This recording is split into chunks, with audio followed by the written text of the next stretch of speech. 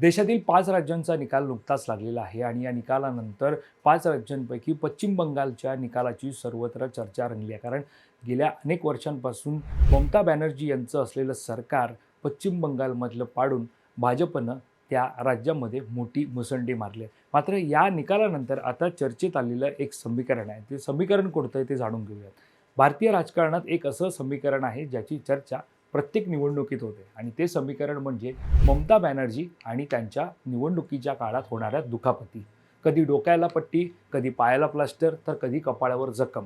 या दुखापती निव्वळ अपघात असतात की राजकीय रणनीती? आणि 2026मध्ये हे समीकरण का कोलमडलं याबाबत सविस्तर माहिती जाणून घेऊया. ममता बॅनर्जींच्या या फायटर प्रतिमेची सुरुवात झाली ती 1990मध्ये. कोलकाताच्या हजरा परिसरात त्यांच्यावर प्राणघातक हल्ला झाला. डोक्यावर गंभीर जखम झाली, पण त्या डगमगल्या नाहीत. याच जखमेनं त्यांना बंगालची अग्निकन्या बनवलं आणि कम्युनिस्टांच्या बालेकिल्ल्याला सुरुंग लावण्याची ताकद दिली. त्यावेळी ममता बॅनर्जी यांचा एक डायलॉग संपूर्ण पश्चिम बंगालमध्ये गाजला होता. आम्ही कोनोदिनी माता नतो, कोरोनी आर कोनोदिनी माता नतो कोरबोना. याचा अर्थ असा होतो की मी कधीच झुकले नाही आणि कधीच झुकणार नाही.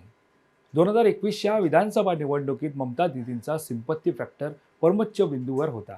नंदीग्राममध्ये पायाला दुखापत झाली आणि पुढचे 45 दिवस त्यांनी चक्क व्हीलचेअरवरून प्रचार केला. जखमी वाघीण अधिक धोकादायक असते हा त्यांचा डायलॉग बंगालच्या घराघरात पोहोचला. परिणाम भाजपने पूर्ण ताकद लावूनही ममतांनी एकतर्फी विजय मिळवला. दुखापतीतून निर्माण झालेली सहानुभूती त्यांच्यासाठी सत्तेची चावी ठरली. पण 2026मध्ये हेच सहानुभूतीचं समीकरण पूर्णपणे बदललं.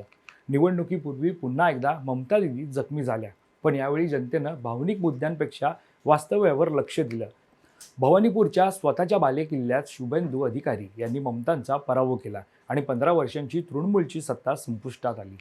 भ्रष्टाचार आणि सत्ताविरोधी लाटेसमोर यावेळी दुखापतीचं राजकारण फिकं पडलं.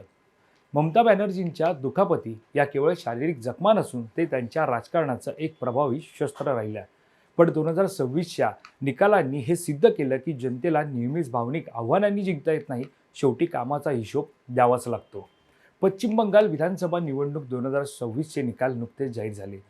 राज्याच्या राजकारणात मोठी उलथापालथ पाहायला मिळाली. या निवडणुकीत ममता बॅनर्जी यांच्या नेतृत्वाखाली तृणमूल काँग्रेसला मोठा धक्का बसला असून भारतीय जनता पक्षाने ऐतिहासिक विजय मिळवला.